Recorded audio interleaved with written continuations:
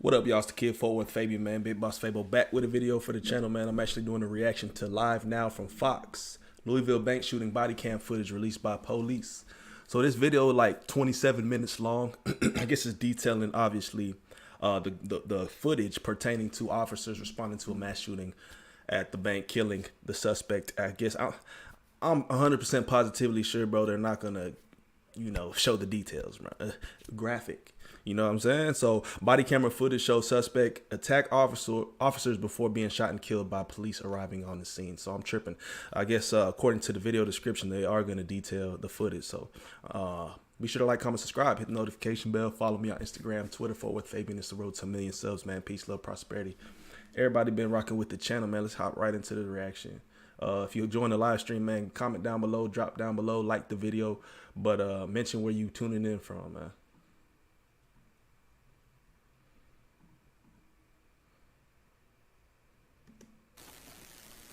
Good afternoon to the mayor, elected officials here today, to the media, and to the citizens of Louisville. April 10th, 2023 will be forever etched in our memory, but this is truly a time for unity, healing, and compassion. Our freedom to live in safety and conduct business with peace of mind was challenged on yesterday. But be assured, it is a challenge that the men and women of LMPD are prepared to face and conquer, just as was demonstrated by the heroic actions of our first responders to the Old National Bank. These officers unflinchingly answered the call to protect and their duty to serve. They confronted acts of violence head-on and neutralized the threat. Tragically, lives were lost, but countless lives were saved. Deputy Chief Paul Humphrey will show the body cam footage, and he will walk us through the details as necessary. And again, we will answer 3 questions upon his conclusion of his presentation. Thank you.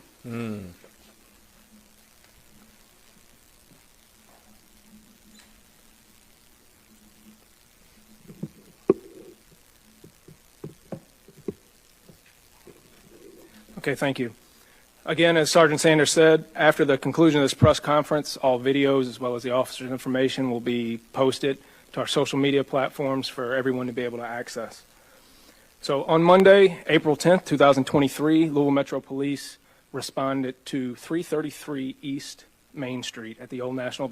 So obviously they're going to go in some detail. I did a prior reaction to this video, but some specifics. I want to say, not to discredit, the ones lost, but about 6 people had passed away or so, 5 to 6. I know that there was like several injured, and then there was specifically a police officer who went straight into the line of fire, went straight into battle, and I think he took a headshot and was in critical condition the last we was updated. Bank on the report of an active shooter. I'll show you the overhead, and we will walk through this entire situation. I will explain prior to each video what you're about to see so that you have an understanding of how events unfolded. At 333 East Main, you can see that's the building there, right next to Louisville Slugger Field. Main Street runs east and west, while Preston Street runs north and south.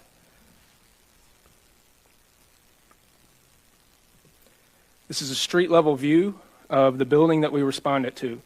Officers from the 1st Division were dispatched, as well as officers from the surrounding divisions. What you will see shortly is the response from Officer Wilt and Officer Galloway's car. They will be coming up Preston Street. Preston Street runs to your right on the video.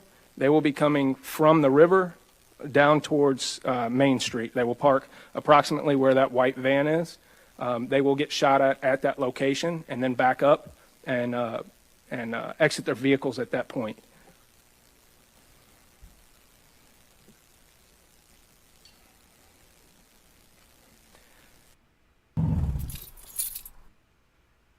Be sure to like the video, man. Comment, subscribe, hit notification bell. I want you guys to understand how we talk about and how we train and prepare for active shooter situations. Well, a lot of people are mentioning the fact that the police officer that got shot, right, he got headshot. He didn't even have a helmet. When it's active shooter, campus shooter, you would think going into those situations, you have full bodysuit type of, I guess clothing. I guess you're just prepared holistically to be able to take fire from any direction at any part of your body. You know what I mean? Just having the proper attire on, generally speaking, y'all. So similar to what the SWAT got on, similar to like what SWAT wear. So hopefully he kind of addressed some of these things, that they're kind of the protocols, the safety measures that they're actually brought up in, because it kind of baffled me too. When somebody had commented that and mentioned that, I was like, yeah, why didn't he at least have some type of helmet on going into a situation like that? It's easy to tell an officer that you have to run towards gunfire. It's another thing for them to actually do it. Anybody who's ever been shot at can tell you it is not fun, and it doesn't matter how many times you get shot at, it doesn't get any easier. Plain and simple, everybody reacts in different ways to gunfire. We have to train our officers and put it into them, into their character, that their job is to go towards that danger in order to protect others. Our decision-making model that we use is character, and you will see that he never hesitates, even after getting shot at. This young man went back into the line of fire in order to protect others. And you're going to see that and how he made his decisions and how to respond. And we have a duty to protect, and we have the tools and the authority to protect. So it's basically who's in imminent danger, who has control of the situation. Protect others. Finally, the suspect. The suspect has the ultimate say in every situation. We pray and we hope that the suspect gives up. Decisions have to be based. Many times you get shot at, it doesn't get any easier. Plain and simple, everybody reacts in different ways to gunfire. We have to train our officers and put it into them, into their character, that their job is to go towards that danger in order to protect others. Our decision-making model that we use starts with our safety priorities. Our safety priorities are grounded in our ethics that all life is sacred, and decisions have to be based on who is in the most imminent danger right now and who has control of the situation, who can remove themselves from the situation. So when we prioritize how we make our responses, they are based on, do we have hostages or victims? Obviously, in an active shooter situation, we already have victims who have been injured, who are currently at risk of dying, as well as other potential. I kind of want to just hear him detail this part, and we'll skip ahead to the footage. Victims who cannot remove themselves from that situation. Do we have other bystanders and civilians in the area who aren't the direct targets of that violence, but still need to be protected? Officers come next in protecting ourselves in order to de-escalate this situation, because we have a duty to respond and we have a duty to protect, and we have the tools and the authority to protect others. Finally, the suspect. The suspect has the ultimate say in every situation. We pray and we hope that the suspect gives up and complies peacefully prior to our arrival. But if they don't, then the officers have to take the appropriate action to make sure that they protect lives as they go throughout these events. All right, y'all. So they're detailing a lot of protocols, procedures. They kind of mentioned the officer who went into the gunfire head on. But I want to specifically get to the body cam footage, some of the video content. Like I said, this is a fairly long video.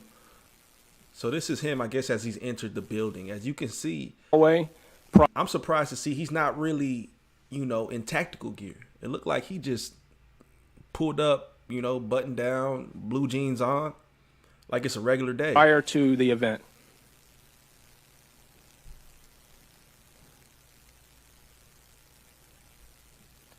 This is a still image of post-shooting of the active shooter victims, where he then went to the front lobby and set up an ambush and waited for officers to respond. He remained in that front lobby where he shot at another couple of people who passed by, and then he waited and wait for officers to respond, and as soon as he saw them, he shot at them. That's where he shot Officer Wilt. Officers cannot see inside this area. It is darker inside. So it's tinted. That's the whole setup he had, or that's the ambush, so to speak. He was shooting within a building to where within a building to where it was tinted windows. The cops couldn't see inside, but he could see them outside. So he had perfect aim. Going back to the attire he has on, he specifically, you can tell that he was ready to die that day. Like I said, he ain't got he don't have a bulletproof vest on. He's not really wearing things that are going to protect his body. So I think he was really on a mission that day to just do something, and then he didn't really care about the outcome. Inside than it is outside, and this subject is looking from a higher vantage point out onto them where they cannot see inside what they are approaching.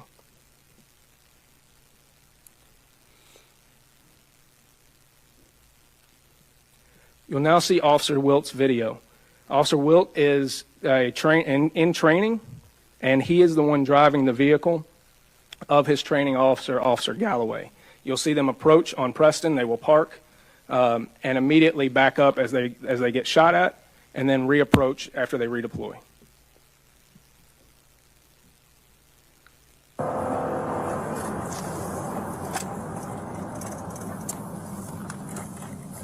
I'm curious who they're playing this footage for. Like, who is watching this and where are they at? Oh, it's a press conference. Pull up, go.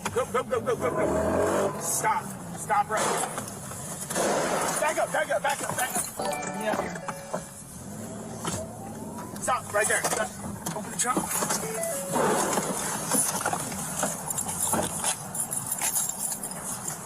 You probably got so much just going through your mind at this point in time as a police officer.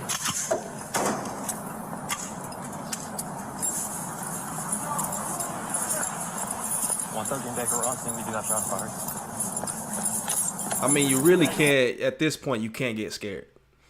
For lack of a better term, you can't bitch up. You know what I mean? You got to keep it 1,000. Like, that's the thing. Cops go into the line of fire and face danger daily. So that's what I'm saying. At this point in time, what are you thinking? It's life or death, essentially. You got to go into fight or flight mode.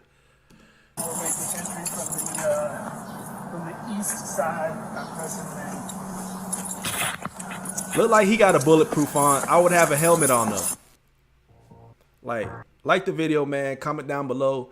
Let me know where y'all joining the stream from. So as you saw there, after they received the shots and they reapproached, Officer Wilt got on the radio and started communicating that they had already been shot at while remaining calm and collected and getting out the proper information. Next, you'll see Officer Galloway's video. Officer Galloway was Officer Wilt's training officer who was riding in the passenger seat. All right, let's get to it.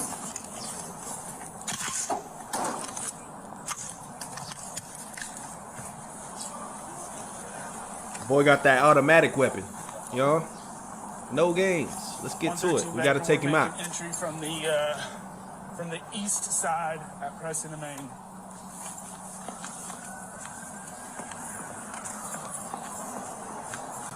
You see, and this is kind of what they're referring to, right? Wow. Let's take that back. This is kind of what they're referring to. The windows are kind of tinted, right? You can't really see inside the building. At least I can't from this angle. But the shooter was on the other side. He's able to fire out perfectly, seeing I guess his targets as they approach his area.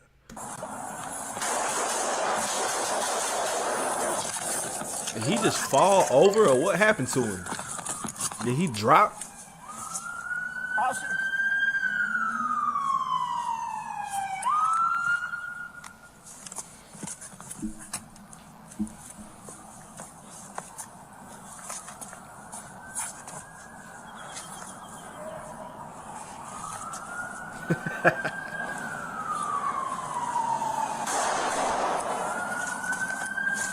God damn it!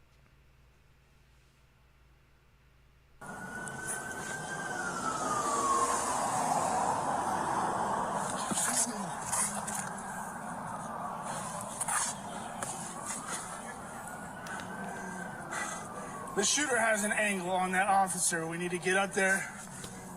I don't know where he's at. The glass is blocking him.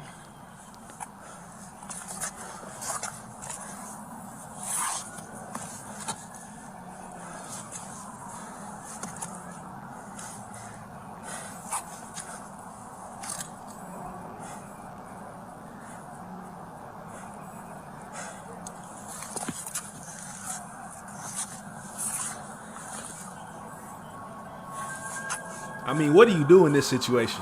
You just gotta wait it out, I think. Back up.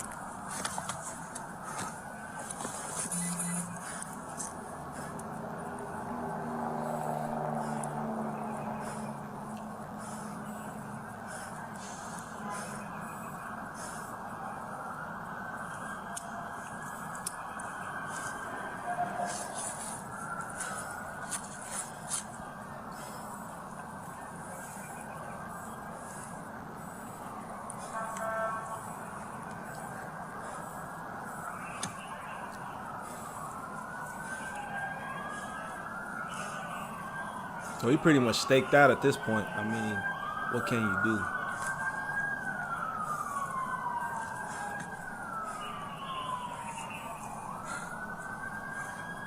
I'm finding I'm not. This. He's shooting straight through these windows, right towards the officer. We need to be able to plate somehow to be able to get there and pull him down from the stairs.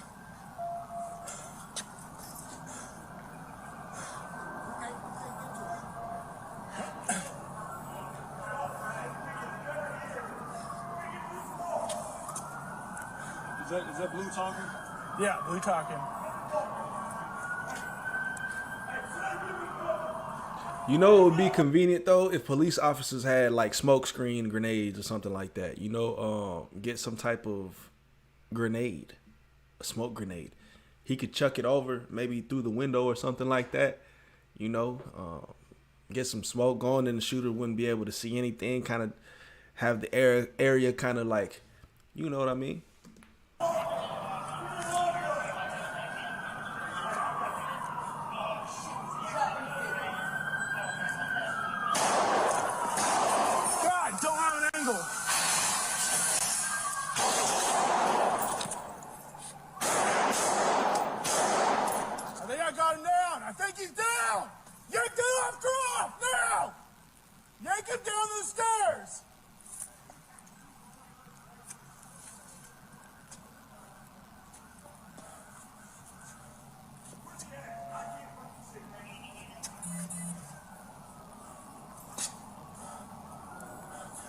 He's down.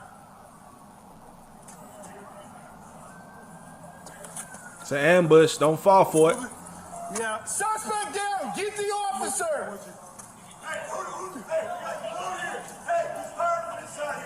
Huh? He was fired from inside there. I know. He's down. Get the officer. They were saying the exact same thing. First he said he's hurt, he's down. They said, man, he's down in there, he's injured. He said, I know, man. Let's get on it. Let's speed things up a little bit. All right, so just to give you a couple of understanding about a couple of phrases that you might have heard in there. One was, is that Blue talking? They were talking about, are those other officers that are talking versus civilians? He also said we need to plate the officer. So he's talking about being able to get something between themselves and the shooter that will stop bullets, to put some kind of hard plate in between them so they can effect that rescue. I think you can see the tension in that video. You can understand the stress that those officers are going through. Response wasn't perfect, but it was exactly the response we needed. I think I would love to have either one of those officers ride with me any day. They did absolutely exactly what they needed to do to save lives. Once officers arrived on scene, not another person was shot. Not a single person received any further injury once officers arrived on scene. And that's what we're here for. So one third perspective on this was a bystander video from across the street that was taken on a man's cell phone. Hey, shout out to those officers that put in work. You know what I mean? Condolences to those that lost their lives and all the family members and friends that lost a loved one. But I think this footage coming up now, the innocent bystander footage, is footage that's actually tied to basically a reaction I had done a few days ago. So like the video, man. Comment down below. Subscribe to the channel.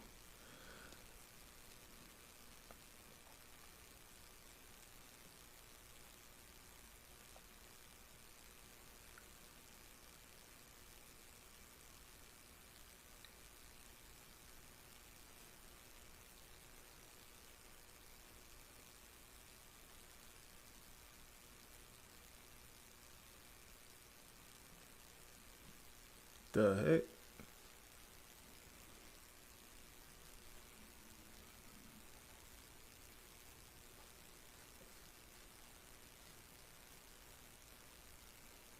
Okay, now it makes sense. So that's the officer's that's the officer whose body cam we just watched. I don't know if I would be this close to the scene You know, bullets have no name. They travel. I mean, that's not even funny. It's real. So I don't even know if I would. But you know, today's day and age, everybody's looking for a viral moment. Everybody's trying to go viral. That's what they do.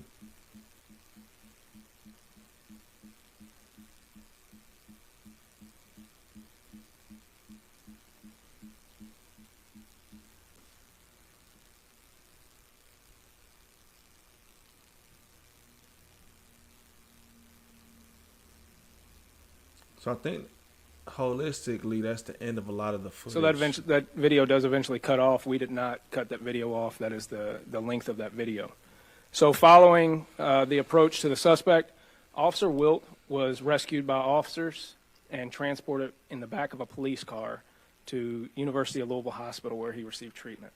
Officers immediately, along with fire, EMS, and other agencies, entered that building and searched that entire building multiple times to make sure there were no more threats. When they did that, they also took medical supplies in and began immediately treating and triaging and transporting victims of that shooting. From our conversations with medical staff, it is 100% certainty that officers' medical treatment saved lives that day. The actions that they took to follow up after being shot at themselves, to be compassionate and provide medical treatment, absolutely saved lives that day. There's a Facts, man. That's the Louisville bank shooting body cam footage released by police, man. We're going to keep it short to the point, kind of capture some of those points in time, some of those shots. And with that being said, man, like I said, condolences, prayers to those families and friends who lost loved ones, man. It's crazy. I do a lot of these videos and these reactions tapping into news and, you know, the content that's trending.